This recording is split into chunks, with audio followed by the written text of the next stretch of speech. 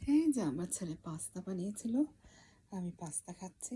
Tomato, tuna, দেখো ভালো করে পাস্তা বানিয়েছে। আর এই যে আমি বিছানা বসে বসে সবসময় খাই। আমি তো অসুস্থ মানুষ, কিছু করতে পারি না। আমি ওষুধ খাচ্ছি আর রাত দিন 24 ঘন্টা বিছানায় থাকে। তো আমার ছেলে যতটুকু পারে অনেক কিছু করে, অনেক হেল্প করে। রান্না বান্না,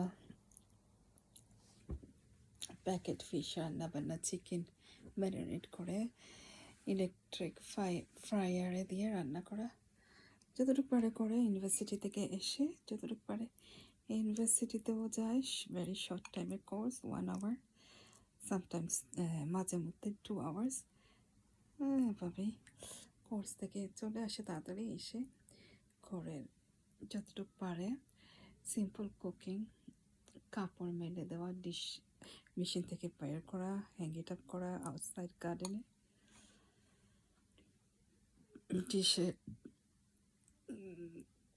বাসন ঢোকানো,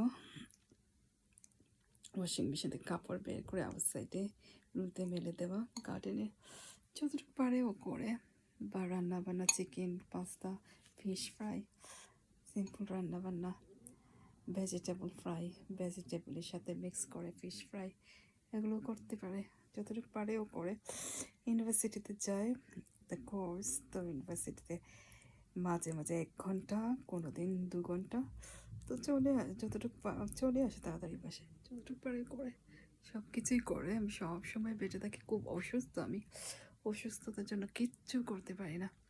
5-6 বছর ধরে বেডেই বসে বসে খাই। আমার ছেলে সব কিছু করে, রান্না বান্না, গড় আটানো, কাপড় মেশিনে দেওয়া, কাপড় বের করে রুদে দেওয়া, হোভার মারা, সব কিছু ওই করে।